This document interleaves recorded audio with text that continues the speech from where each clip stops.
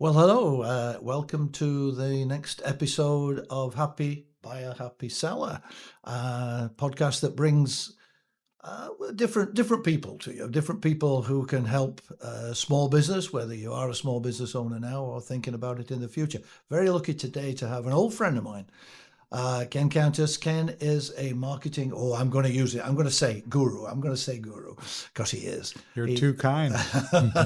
For many years, Ken has worked in the business. So what we're going to do, we're going to have a chat about various aspects of marketing as it stands today, which is different from what it was even yesterday. But first of all, let's ask Ken to give us his little bit of his background. But first of all, welcome to the show. Well, I really thank you appreciate so much, coming Shaun. along today. So I appreciate it. tell us about your background, and boy, oh boy, is it a background, please. Oh boy, I have a lot to live up to. So, as you've, first of all, thank you so much for inviting me. It's a pleasure to be here. Thank you.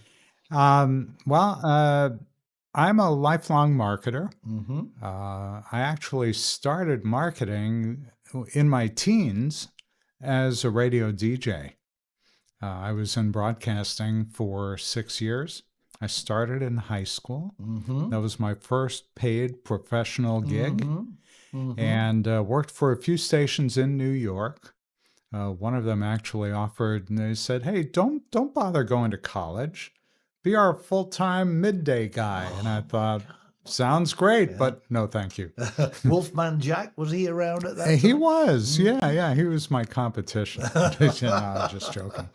But it was fun. I really enjoyed being on the radio, but I just didn't find it to be much of a challenge. And there's no job security in that business. Not that there's a whole lot of job security in other places either, unless you own your own business.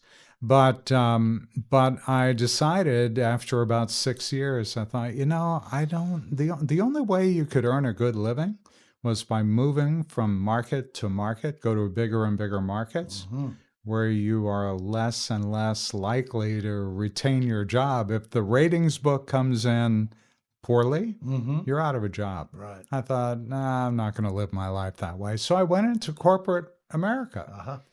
And I worked for a small consumer packaged goods company whose claim to fame is Sally Hansen Nail Products. Mostly women would understand what that is. I spent about a year and a half there. And then I got an offer from Motorola. And I wound up spending 22 years there. 22? 22, yeah. Wow. Rose up through the ranks, started as a junior marketing guy, and wound up being the worldwide communications director for the business that's now the Cell business, or what became the Cell business. Left there in 2001 when they said, "Hey, Ken, your next job is in Chicago." No, thank you. I'll take what's behind door number 2.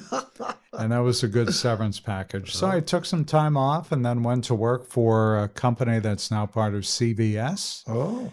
I was a VP there. And then went to Marriott, and then wound up my corporate career at a company that's now part of Honeywell.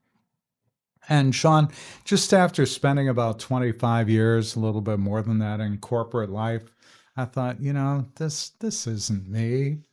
And I found that working for other people who are really smart people, but they didn't really know or respect marketing. And as you know, unless you're out there marketing your business, you're going to have a tough time surviving. So I wanted to work with people and companies that understood the value of a good marketing campaign. And I struck out on my own as a consultant in 2001. And then got picked up by Constant Contact and have become their top worldwide trainer over the years. Just say that again. You've become their top worldwide trainer as a partner. I don't work for Constant Contact. I'm in other lingo an affiliate. In their lingo, I'm a partner. But the reason I enjoy it so much is there are so many business owners out there, whether they're just getting started or they've been in business for a while, and they just haven't kept up with what it takes to market their business in today's environment. You alluded to it earlier. Marketing is different today than it was yesterday. Yep. Well, think about how it was before I had my gray beard, right? I mean, back then it was just paper, and email was just barely getting going as a business tool. And we didn't have the internet. Right. When I started as a marketer. I mean, I started with Motorola in the late 70s. The internet hadn't been invented thought yet. of, yeah. Tim Berners-Lee, a Brit, of course. Yeah, Who yeah. brought it to us, yeah. So anyway, it's been a fun ride. I love what I do. Right. And just teaching people how to become better marketers. I've literally taught over 10,000 businesses how to become better marketers. My goodness, is that so? Yeah. Wow. Yeah, I got the data to prove it. Well, three things, if I can remember what you were saying, that we have in common. I knew we had many, but first of all, I was a DJ at college. Oh, I didn't know that. Absolutely, I was a DJ. We introduced this. The Beatles? Wait, no, I think it was before that, but no. Yeah, so I was, but not radio, but we had a lot of fun. Let's put it that way. It was great. And what was the other thing? Oh yes, corporate world, of course. Yeah. I was in the corporate world, and it's like mirroring what you've just said exactly. I thought I've had enough of this, and so I moved into business brokering quite a while ago as well. 22 years ago this week. Oh, 22 years wow. ago this week. Yeah. Congratulations on your 22nd anniversary. 22nd, yeah, and Cool. it's been good to me. Yeah. And I thoroughly enjoy it, and I'm always looking for people who are wanting to sell their business, so I can help them to do that. And anybody who wants to buy a business, I can give them some advice as well. But the whole thing here is that we I've tried to arrange the podcasts around people who can help small business owners, whether they be today's or tomorrow's small business owners. There was something you mentioned that I just wanted to pick up on. Sure. I mean, we both have this thing about, corporate life just wasn't for me. For me, in part it was, I was working with some brilliant people. I mean, really top-notch people, some of whom understood what marketing was about, and others who thought it's a necessary evil. But what I found over the years, and certainly since at this point, many of the people I used to work with and for have retired. But it's been interesting how the relationships have developed over the years, where we've got a mutual respect for one another. Even though our backgrounds are very different, we understand the value of what we all brought to the table. And it's funny how you realize that in some cases long after the fact. So, I don't regret having worked in corporate. I've got a client who said, you've forgotten more about marketing than I will ever know. And it's fun working with people like that. Yeah. I absolutely do not regret my time in a corporate world. It taught me a lot, a heck of a lot. I just people at the top moving chess pieces around, and I'd had enough being a pawn when I wanted to be a king. So I call it corporate drone, pawn drone. Yeah. Indeed. Now, so let's get onto some specifics about marketing then and now. So I think what I'd like to do is talk specifically about email marketing, which, by the way, is the third thing that we have in common. I've been a Constant Contact user for, 15 plus years. I knew there was a reason I liked it. It's a wonderful, wonderful, it's wonderful a great product. tool. It really is, indeed. Sure. And I'll just say this, and then we'll come back to emailing and constant. Yeah. I always feel when I receive an email, one of these emails that people send out, when I look at it and I look down at the bottom, and it says it's from Constant Contact or from using Constant Contact. Right. So I always think, they're a quality organization. Yes. That's the way I look at it. Now, doesn't mean to say for example, MailChimp. I don't know all of the competitors of Constant, but MailChimp, is obviously very, very good as well, a good organization. But I always think, oh, Constant, there, yeah, I'll read their email a little bit closer. They've got a great brand behind them. They're in the business of protecting small businesses and encouraging and helping small businesses grow. Yep. More so than many of the other email service providers. You mentioned MailChimp. They're now owned by Intuit. Oh, I didn't know that. Yeah. Okay. And it's a good platform. In my humble opinion, it is not as user-friendly as Constant Contact is. And there are 24 easily 24 other email service providers in that price tier. Right? Constant Contact tends to be on the lower end of the price spectrum. There are many others that are much more expensive. But Constant Contact does everything a small business might need. Okay. Email, social media, web stuff, SEO. Yeah, sure. Well, let's just park that for a second and sure. we'll come back. So let me ask you so various marketing methods that are available to us today. And again, different from even yesterday, but give us your thoughts on what the greatest impact is in today's marketplace, what using these various tools. Well, interesting you phrase it that way. The best thing you could do in marketing your business is use a toolbox. Okay. And that toolbox would include email for sure, social media. Okay. You have to have a website. Yes. And then on your website, you may or may not use search engine optimization. AI is a critical element of marketing these days because it just helps you do a better job. Most of us are not born marketers. And yes, true. Much of what marketing is about is saying the right thing in language people understand so you relate to them and they connect to you as a business. So in that way, once you understand how AI works, you can put that to work as part of your marketing toolbox. There's still print and TV and radio and podcasts. All of that becomes part of an overall toolbox. And depending on what kind of a business you're in, you may depend on some tools more than others. Yeah, yes, okay. So, on that theme then, how much time should you be spending on marketing? So you're a small business owner, and you're it. Yeah, of course. You look in the mirror, and you're the CEO, and you're the marketing department, and you're the COO and the CFO. Yeah, did you get those those numbers done today? So yeah. Should you spend half a day? Should you spend a day every month? What should you do? It's a great question. You need to be spending time running your business. You don't want to be a slave to your computer. Right. So as you're starting out, there are so many things you have to put together to get your business off the ground, but you have to get people to know who you are and what you do. And that's where marketing plays a big role. So when you're getting started, you may willingly or unwillingly spend a lot more time on marketing than you had planned. My estimation would be you probably need to spend a half a day, a couple days a week at minimum just to get things off the ground. Okay.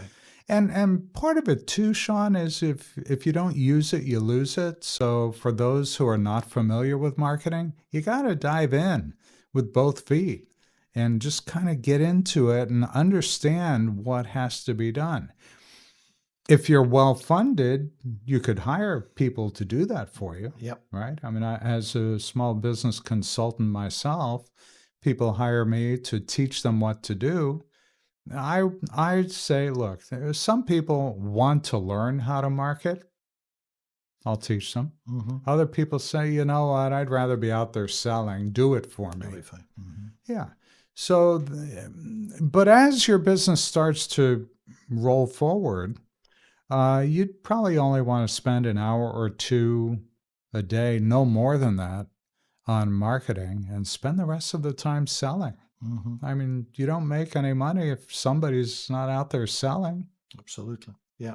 And so you just sort of, as you move along, you just build and build and build all this, and this consistent message, I think, is very Correct. important. Yeah. Once you start it, you've got to keep it going. I think You that's got to one of be the things. And we'll consistent. talk about that in the emails. But Okay. there's a perfectly But good even example. before we talk about it in email, I mean, you have to be out. Your brand has to get out there because otherwise you're easily forgotten. Okay. So whether you're using just email or social media, once you're, back in the day, right, when the web was just getting started, you put your website up there and you hope that people would beat a path to your door.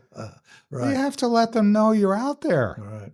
Right. People don't just stumble across websites. Maybe they used to, but not so much anymore. Well, that brings me to another question. So, of the various social media, we all have social media. Yeah, sure. The various social media platforms. I know it's There are difficult. thousands of them, by the way. Well, let's talk about the biggies. The biggies. Sure.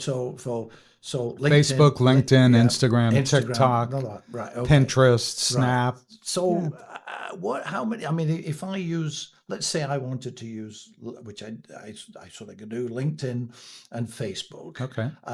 And Instagram. I've never used it. Should I use Instagram? Is it? Depends on your business. Okay. Yeah, it depends on your business. So is it about your target audience? It's totally about your target audience. Okay. So, for example, one thing to understand is that the different social platforms cater to different audiences. Okay. So, Snapchat and TikTok tend to be the younger audience. Okay. Facebook is the older audience. Right. That's people who look like you and me. Right? Distinguished. Distinguished. Oh, I like that. Can I steal that? Got it. Sure. Okay. Instagram is in between, and LinkedIn as well. And then you also think about income levels.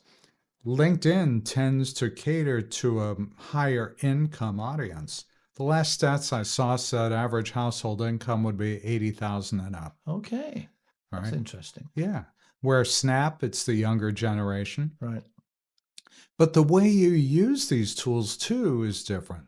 So, for instance, I have TikTok accounts. I don't really use them, but I as a marketer, I have to understand what's going on. And with some of these tools, let's use Snap as an example. It's the younger generation that uses it, but if they find something that they want to buy, who do they tell? Mom and dad. Okay.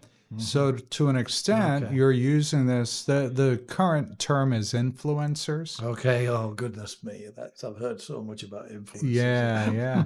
Influencers are very important people. Yeah, they are. Yeah. They know how to help you market your stuff if you get the right people. And they can attract, if a good influencer has millions of followers on their platforms of choice. Yep. One of my sons is in the coffee business, and he's got a couple of influencers that are helping get the message out about his business because he's a startup. He doesn't have the time to do it on his own. Gotcha. Okay. And so he's got people who understand the business and the product and the industry and who his target is, and they've already got the following. So there are lots of ways to get the word out. It's a matter of which platforms are right for you. Of course, as we talked earlier, how much time do I have to put into this on my own? Yep. So there's a lot that goes See, into I always think of LinkedIn as being the professional one. That's it's where the more professional one, without a doubt. Go to. Yeah, sure. Yeah. What about our friend? Twitter. Which is now, of course, X. Now it's X. Yeah. But would you give up a product that had what do I know? But tweets. I mean, I'm tweeting. You're giving up that word, that name. By I'm Xing. It's Xing. So it seemed to me to be but who who's to argue with the richest man in the world, but Yeah. it seemed to me to be a Well, talk about influencers, right? Yeah, I mean, there are several people that very high profile people Mm, that use X, mm. and people follow them, Yeah, well, right? I can And think of there are one. other platforms too that are being used by very powerful influencers, Hmm. Truth Social being one of them, Indeed. right? Hmm. And so Discord is another one that you don't hear a whole lot about, but there's a very dedicated following on Discord, which back when it started was mostly voice. These days, it's real time messaging. Hmm. I had not used Discord for years. But for one of my hobbies, Hmm. most everybody has migrated from Facebook to Discord Uh-huh. because Discord doesn't filter things the way the Uh, other platforms do. And oh, I that's another see. thing you need to be thinking about Oh, when you good. do all this stuff. Oh, okay. So much of social media has become pay to play, Hmm. meaning that the algorithms limit what your audience will see from you. So, for instance, I have 5,000 followers myself on Facebook, 6,000, I think, on LinkedIn. But unless I'm paying to post my stuff, Hmm. it's just a small fraction of those people who will actually See see. it. Is that Yeah. Oh, okay? yeah. All right. Okay. Okay. Well, you touched on AI Hmm. earlier. Hmm. So what's changed since AI came along? Which is what I know. I mean, my mind, I think about it. The last year, it's probably Oh well my before God. that, but AI has been around much, much much longer. longer. Yeah. It's been in the public eye Hmm. just in the, really in just the last 3, 4, 5 years. Hmm. Constant Contact, who you mentioned earlier, has had AI built into the platform for quite some time, Hmm. but in ways that you might not imagine. Yeah. For example, when we think about, gee, when I send emails out, are they going to be blocked? Are they going to go to the spam folder? Do they have content that will allow me to be seen? Well, Constant Contact, as one example of a company that embraced AI years ago, Hmm. uses AI to help check and make sure that the content that's being sent through their system Hmm. is not spam. Right. They've always been big on that, haven't they? They've always They've, been big on they, that. I remember going, what was the lady's name who used to give the presentations at Gail the Goodman. Oh, Pamela Starr. Pam Locally, Star? it was Yeah, Pamela yeah, Starr. I knew Yeah. her Yeah. very, Great very. person. Oh, I she's loved terrific. working Yeah, with she her. gave some great presentations Yeah. on Constant Contact years ago, and that was always the theme Yeah. that you got to be careful not to be seen as a spammer, Right. and of course, So back in the day, mm, Constant Contact had humans mm, that would scan the stuff coming through the system. really, Yeah. humans doing it, Humans. Now really. it's AI. All right, that's With interesting. yeah. So if the AI catches something, Hmm. then a human will take a look and confirm whether or not it's good or bad Right. stuff. Okay. But that's one example of how AI has been there in the background for quite some time. Hmm. Hmm. Now it's in virtually every industry. Right. Right. Right? I mean, there are so many things now that are being run by or monitored by AI. And it's just in the last few years where we as consumers or Mm. small business owners are using it to help write our content. Yep, Yeah, that's me. yeah, me too. Absolutely, Yeah. absolutely, and it really works. I love it. I absolutely love it because it keeps asking you the question. The difficulty I find is is ChatGPT is what I'm talking about. Of course, Uh-huh. the difficulty I find is knowing when to stop because they always come back with another question. Do you Yeah. want me to? Should I? Whatever. So you think, oh, well, read through it. Oh, yeah. Well, maybe So it keeps going, and Well, it's it's refining. learning It's about refining. you. Yeah, Yeah, yeah, and sure. that's good. Yeah, It's a it good is thing. good. It's a great thing. Yeah. So I absolutely love it, and I do use it. And but you've got to because and I use it, and I think, well, people can they see that I'm using it because of the way it's constructed, and I'm told that there is a way that if you don't do enough iterations, I think that's Uh-huh. what I'm saying. Right. It's pretty clear that you're still using ChatGPT. So I try to go around the loop several times. Yeah. Well, and that's a smart thing to do. Hmm. Yeah, because It's pretty obvious sometimes Hmm. that stuff that you're reading was generated Well, this by particularly if you've got AI. those green check marks going down. That, yeah, People put stuff out right. with green check marks, and how could you possibly do Right. that? But so I now let's talk about Google. Okay.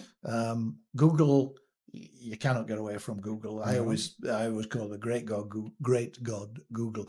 But they are fantastic. They've been a tremendous tool to us for 20 odd years, to all of Sure. us. And then of course we used to get this, I can get you the top of page one of, blah, blah, all that stuff. SEO. Now SEO. So that brings me onto SEO. So with the advent of AI and now, for example, Chat GPT doing the searching Mm-hmm. rather than Mm-hmm. just Google. Mm-hmm. I understand that they are making some modifications to SEO. Is this am I reading the wrong article, or is this No, correct? no, that's correct. Hmm. But SEO today, in part because of AI, Mm-hmm. is less important than it used to be. Aha. And the people who do SEO for a living are going to hate me for saying this, but they'll also agree that their businesses are changing Mm-hmm. because we as website owners are less dependent on SEO than we used to be. Mm-hmm. Why? Because everything is being indexed by this superpower called AI. Aha. Okay. So when you ask AI a question, it's going to go through all of its databases, everything it knows, and Mm-hmm. it'll come back to you with some ideas, some suggestions. I was doing some research this morning for a presentation I have to do, Mm-hmm. and I went to AI to give me a little more data on the particular topic that Mm-hmm. I'll be talking about tomorrow. Mm-hmm. And it came back with some stuff, and I knew that some of it wasn't very accurate. Mm-hmm. So I said, well, cite the sources. And in that Cite the way, sources. I've heard of yeah. this. Yeah. And I Yeah. recommend people do that. If Yes. you're looking for information Mm-hmm. and you have no idea Mm-hmm. where you're starting from, Mm-hmm. ask the AI tool, whether it's ChatGPT or Perplexity or Grok or any of them. Mm-hmm. There are lots of really good ones out there. But ask it to cite the sources, and then you can go and validate for yourself whether the information it's giving you is good info or not. So I have to tell you, that's our absolutely every time I do a podcast, there's a fire engine goes by, as we've just said. I think they wait until I'm sitting here. It's amazing. um, my favorite is Google My Business. I love Google My Business. It's good. Um, And so every business should be using Google My aha, Business. Google My Business, absolutely. Because where's the first place people go? Yeah, to Google. Google. Go to Google, bang. And the thing is that it brings up that little map with Mhm. three, whenever the question is, and I think this, this old page one business, is probably, gone now, but who knows? But those three businesses, you've got to be one of those three businesses Yeah. when they, they ask the question. Mhm. And we all do it, by the way. We all do it. Yeah. I did it just for looking for a service only yesterday. Up come three businesses, A, B, and C. I look where they are, bang. So I think it's very important. It is very important. And that's one of the things that I know a lot of businesses don't think to do Mm-hmm. is to ask their customers to give them a Oh, review yes, indeed. on Yeah. Google. Yeah. Yeah. I have a client that is very successful in his own right, and he was using Shopify for his business. Mm-hmm. And I said, why can't I find you on Google Reviews? And he said, I don't use Google Reviews. I use whatever it is the tool is that Shopify uses. Mm-hmm. And I said, if I'm looking for you, I'm not going to Shopify to do a search. I'm going to Google first. Okay. And it was kind of an awakening for him Mm-hmm. because Google's not the 800-pound gorilla. It's the 8 million pound gorilla. Yeah, of course. Yeah. So I think that's really big.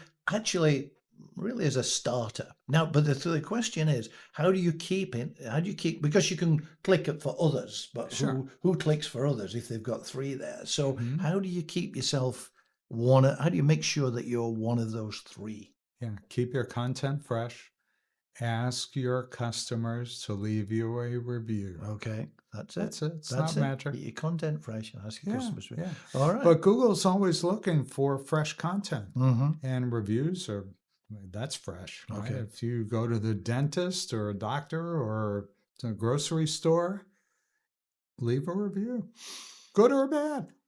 Yes, something. Yeah. Well, that's why whenever we do anything, you go to the doctors, you go to for some medical service, whatever. Within, I mean, literally within. Yeah, Here leave it us a comes. review. Bang. Yeah. So, what about podcasting? Here we are. We're podcasting. You're Yeah. an experienced podcaster. I have been podcasting since 2018, maybe. Mm-hmm. Yeah. Mm-hmm. Podcasts are great. However, I'll put an asterisk there. Okay. Podcasts are great because, they're downloadable. You can listen to them anywhere, anytime. But how many podcasters are there out there? No. I'll give you a tip. Okay. More No than idea. 2 million. Really? So think about this. You've got tons of competition. Uh-huh. And so what you need to do, it's just like running a business. You have to market your podcast so people are aware that you're out there. Okay. All right. That's interesting. Okay. But, podcasts are great because they get, as we're doing here, they give you a platform where you control it. Mm-hmm. You're not held hostage to algorithms dictating who sees you, who doesn't see you, what Okay. they don't edit things Mhm. for you.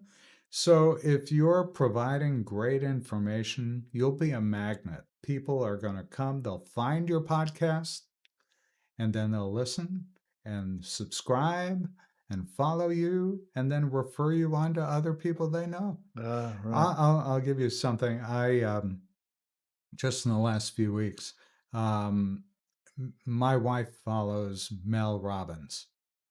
Okay. Okay. My wife's a life coach. Oh, right. Okay. Remember that. And Yes. Mel Robbins has a great podcast, and she's an author. And I met her probably 10 or 12 years ago before anybody really knew who she was. But she's got such a wonderful following, and the information she delivers is so great Mm-hmm. that she's just built this empire. I'll call it an empire. I don't know if she will call it that. But she's got millions of followers to her podcast. And you Okay. may not listen to every episode, Mm-hmm. but you certainly have it in the queue. There are people I follow. There are some podcasts that I don't listen every time, but I know it's there. I know the content is great, and I'll come back to it, and I'll refer other people to it. One podcast I've started listening to recently was Willie Geist, who does Sunday Today, the Today Show. Okay. And he's got a great podcast, and it's entertaining. Mm-hmm. It's high quality. That's all you want. I'm a big fan of history. I read quite a lot and watch anything on TV that's history if I can get the remote away from my wife. And so I love history. And a year last Christmas, so we're now early part of 2026. So Christmas 24 going into 25, I was bought for subscription to a particular podcast from the UK, Mm-hmm. which is called The Rest is History. Ah. The Rest is History. So you can get it for free, Mm-hmm. or you can have it's a small amount of money. It's not very much at all. So I was bought it. My goodness. When I'm driving around here, I'll tell you, when I'm driving around anywhere, if I'm by myself, I'm listening to The Rest is History. And these two guys, I believe that they won the Apple Podcast of the Year. Okay. Which is some that's testimony. something. So I listen to it whenever I can. It's fantastic. I recommend people listen to the Happy Buyer, Happy Seller podcast there with you Shaun Thornton. What a really good idea. What a super idea. Well, let's just touch, I think, let's just talk about the emailing. Yeah, let's sure. just talk about emailing and constant contact. So that you and I had lunch a few weeks ago, and you Okay. gave me several little maxims that you should follow when emailing, when sending out, let's call it an email newsletter. I'm going to call it an email. Okay. So, what you should do with the title, what you should do with the content, how many clicks you should have, how many different areas, how complicated it should be. And I think I can safely say, keep it simple was the word. Those were the first 3 words that were going to come out of my mouth. Give us a few. Keep it simple. Give us a few tips and hints. Yeah, another one is don't overthink it. So many people sweat over, oh my God, is it too long, too short? Do I have the right stuff? And it gets them boxed in, and they wind up doing nothing. Right. So I say, don't overthink it. So much of today's world is media that is, I'll call it disposable. Basically, it's there and it's gone, right? Next week, it's something new. So just get something out there. Right. As far as what should an email look like, okay, the specifics are these. First of all, be consistent. Send email out on a regular basis. And depending on the type of business, it might be weekly or monthly. No less than monthly. Yes. Otherwise, you're easily forgotten. So I do mine weekly. It goes out every Tuesday morning at 11:20 a.m. It does, and I get it. Yeah. It. Yeah. But keep it short enough so that you want to encourage people to look forward to the next one. So you want to provide valuable content. Righto. You are the expert in your field. So for folks listening to this episode, you're the expert in whatever you do. All you need to do is convey information. You'll establish yourself as the expert. So for people who are just learning about you, they'll find that short email interesting enough that they'll come back for the next one. They'll open the next one that shows up in the inbox. Okay. So first, be recognizable. Yep. Be consistent. Yep. The subject line is the third most important thing. Okay. It's being recognizable first, right, and showing up consistently second. Okay. The third thing is the subject line. Keep it short. 4 to 7 words. 4 to 7 words. 4 to 7 words. Hear that.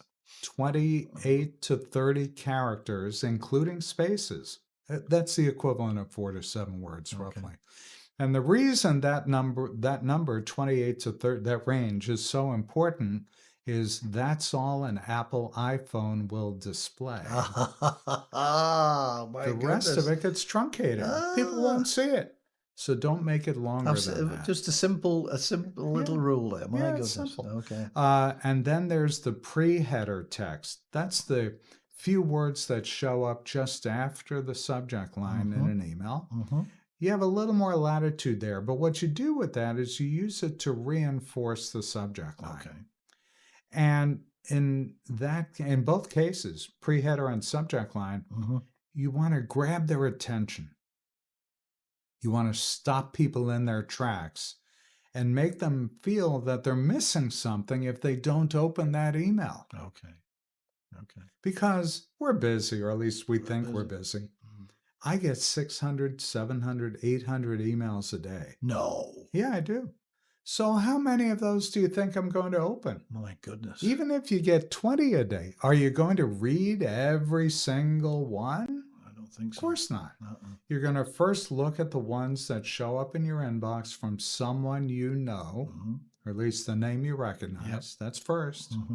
Second is have them get your attention. So a subject line of, we're recording this in January, January newsletter, that is about as boring as you can get. and people are going to look at that and they'll go, I'll come back to it later. And when is later? It's never. Because they're too busy. Tomorrow's stuff will show up and that your January newsletter is never going to be seen. Right. So you want to have a captivating subject line. And that's one of the things that AI can do incredibly well for you. What the AI will do is read through your email and come up with subject lines for you. So you don't even have to think about it. That's interesting. So you do your email, then let or do it through. You could do it through through AI, through ChatGPT, and then say what would be the headline for this? Have it suggest the the subject other way lines. around. Okay. So in the constant contact world and Yeah. the other service providers, or some of them are doing this too, where you'll create the email. You could have the AI write the email for you. Yeah. Just give it a couple of keywords and say, write an email for me. And then the next step is tell AI, give me a subject line. And it will scan the content and suggest subject lines. And you could use them as is or not. You could edit them. The constant contact tool gives you 5 suggestions. And if you don't like any of them, you say, give me 5 more. Right. And so it's painless. And that's why I say to people, look, don't overthink this. You got tools here today that we didn't have a few years ago that'll do all the heavy lifting for you. And yes, you want to review it and make sure it sounds like you and all of that stuff. But take advantage of the technology. Oh, that's really good suggestion. Okay, I'll remember that myself. All right. Next time I send out my my email. But also, constant contact is not just email anymore, is it? No. It's much more than that. For one thing, you can post from your account, can't you? Which I love that. It's an all-in-one platform. Right. They're known. They started as an email marketing company over 30 years ago. MailChimp, by the way, was also over 30 years old. But email, social media, and yes, you're right. You can have it post for you on social media, LinkedIn, Instagram, TikTok, and Facebook. Okay. And you could have the same content on each platform, which I don't recommend. You need to tweak it a little bit for each platform because the audiences are different. Okay. You would speak to a 15-year-old differently than you'd speak to a 60-year-old. And so that's what the tool allows you to do. Okay. You can schedule up to a year in advance. You'll see in the dashboard how many people commented, reacted to your content. You can even reply to comments that came in on your post right from there. Right from there. Right from there. Okay. They have SEO tools built in. You can advertise on Facebook, Instagram, and Google straight from Constant Contact. There are quite a few other tools in there, and that's why I recommend it when people are looking for something to start with. It's easy to use. They have live phone support.